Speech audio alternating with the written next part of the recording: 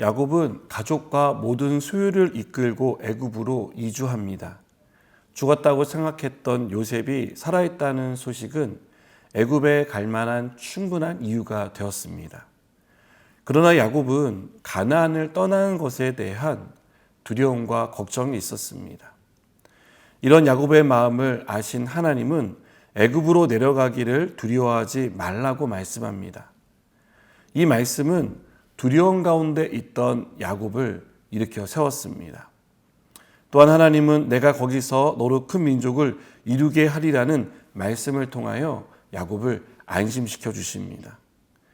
애굽으로 향하는 야곱은 이 말씀을 붙들었습니다. 하나님이 어떤 일이 있어도 약속을 지키신다는 믿음으로 나아갔습니다. 우리에게도 이런 믿음이 있었으면 좋겠습니다. 우리가 하나님의 약속을 신뢰할 수 있는 이유는 이처럼 하나님께서 많은 약속을 주셨고 그 약속을 이루신 증거들을 보기 때문입니다. 하나님이 무엇을 약속하셨든 약속하신 것을 이룰 수 있는 능력이 있다는 것을 성경은 우리에게 보여줍니다. 우리가 하나님의 약속을 신뢰할 때 두려움과 불안은 사라지게 되는 줄 믿습니다.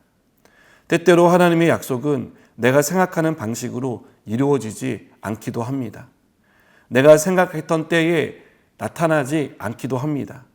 또 내가 생각하지 못한 곳에서 하나님의 일이 이루어지는 그런 경우들도 있습니다.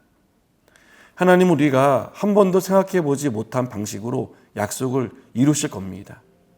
하나님은 이스라엘을 바다의 모래같이 하늘의 별같이 번성할 장소로 애굽을 선택하십니다.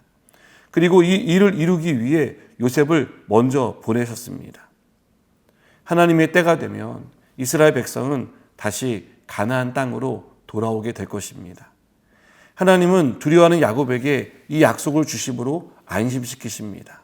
계속 약속을 붙들고 나아가게 하십니다. 하나님은 야곱이 어디에 있든 변함없이 함께 하실 겁니다. 야곱이 가나안에 머물든 애굽으로 이주하든 하나님은 함께 하실 겁니다.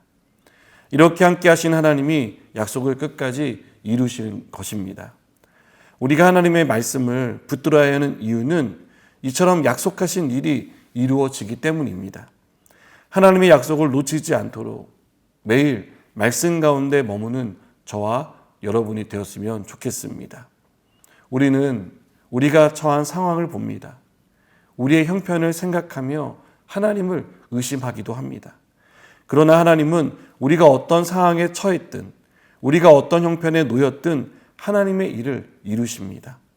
우리에게 중요한 것은 하나님의 약속을 붙드는 겁니다. 그 약속이 변하지 않는다는 사실을 끝까지 믿는 것입니다. 야곱은 하나님의 약속을 붙들고 애굽으로 이주했습니다. 우리도 하나님의 약속을 붙들고 오늘 하루를 살아가는 사람이 되었으면 좋겠습니다. 하나님은 오늘 우리가 있는 그곳에서 하나님의 약속을 신실하게 이루고 계십니다. 이 사실을 잊지 않고 하나님을 신뢰하는 저와 여러분 되기를 바랍니다. 기도하시겠습니다. 약속을 주시고 주신 약속을 성실하게 이루시는 하나님, 우리가 그 하나님 앞에 신실한 믿음을 보이기 원합니다.